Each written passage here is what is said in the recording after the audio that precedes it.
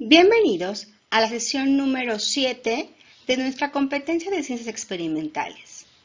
Seguimos trabajando con la guía de estudio a la evaluación diagnóstica al ingreso a la educación media superior. El tema del día de hoy lo encontrarás en la página número 117. También utilizaremos nuestra tabla periódica, así es que ambas manténlas a un lado. Comencemos.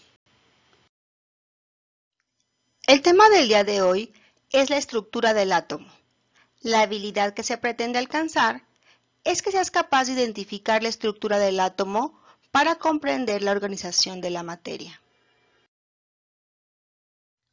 El átomo es la porción más pequeña de un elemento que conserva sus propiedades y que puede combinarse con otros átomos.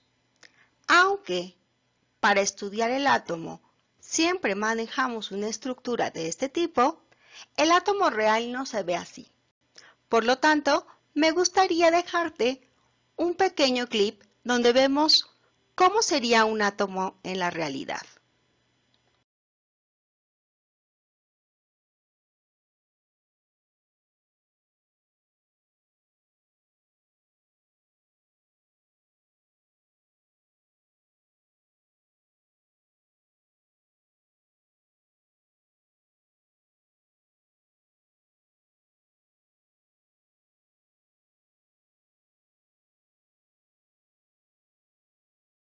Las dos partes principales del átomo son el núcleo y la nube electrónica.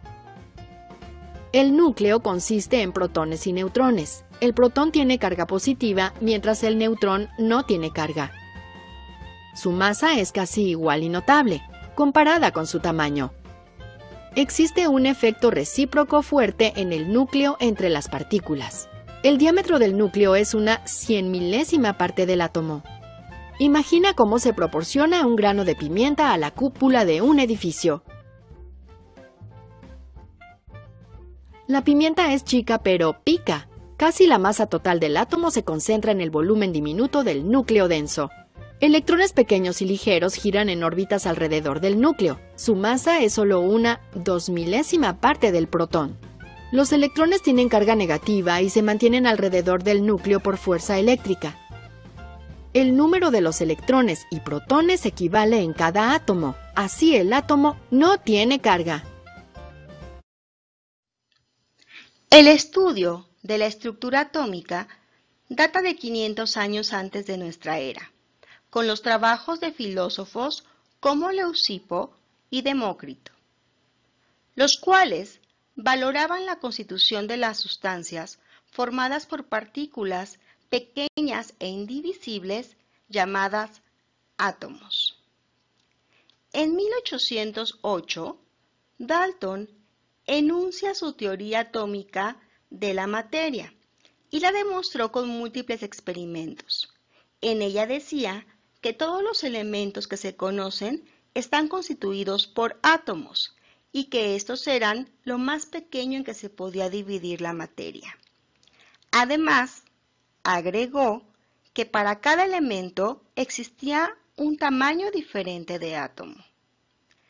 En 1897, Thomson puso en evidencia que los átomos no eran estructuras sólidas, sino que había partículas de carga negativa que podían desprenderse de los átomos bajo ciertas condiciones. A estas partículas las llamó electrones. En 1913, Bohr propone un modelo del átomo en el cual los electrones giran alrededor del núcleo en unos niveles energéticos bien definidos. En el modelo de Bohr se destaca que los electrones se mueven alrededor del núcleo en órbitas circulares, muy parecido a un sistema planetario, y que además los electrones pueden saltar de una órbita a otra. Bohr predijo también un número máximo de electrones en cada capa. Así es que en la primera capa u órbita caben hasta 2 electrones. En la segunda órbita cabrán hasta 8 electrones. En la tercera órbita hasta 18 electrones. Y en la cuarta cabrán hasta 32 electrones. Pasemos ahora a las actividades que vienen estipuladas en tu guía. En la actividad número 1, utilizarás una hoja de papel para hacer un pequeño experimento. La doblarás y la cortarás a la mitad. Después, cada mitad en sus respectivas mitades. Y así sucesivamente hasta que no puedas doblar y cortar más. En ese momento, podrás entonces contestar las siguientes preguntas. ¿Hasta cuándo se puede dividir la hoja? ¿Cuáles son los elementos más pequeños que conforman a la materia? Explica con tus propias palabras el concepto del átomo. En la actividad número 2, se te presenta un organigrama sobre los modelos atómicos. Tendrás que completarlo según los principales modelos atómicos que te proponen. Para la actividad número 3, se te presenta un esquema del átomo clásico. Entonces tendrás que colocar cada una de sus partes sobre las líneas en blanco. En la actividad número 4, se te presenta un texto con espacios vacíos, que tendrás que contestar según la comprensión de la lectura. Para la actividad número 5, se te proponen 3 preguntas y tendrás que darle respuesta. La primera dice, ¿cómo explicas que las partículas del átomo permanezcan unidas? Número 2. Con base a la tabla periódica, ¿qué identifican las siguientes letras? Número 3. ¿Cómo podemos calcular su valor?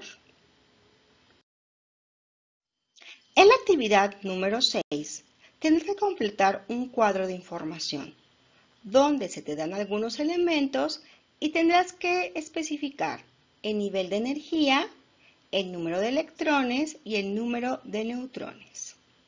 Posteriormente, tendrás que hacer un dibujo sobre el modelo atómico para cada uno de esos átomos. Es así como hemos llegado al final de esta sesión.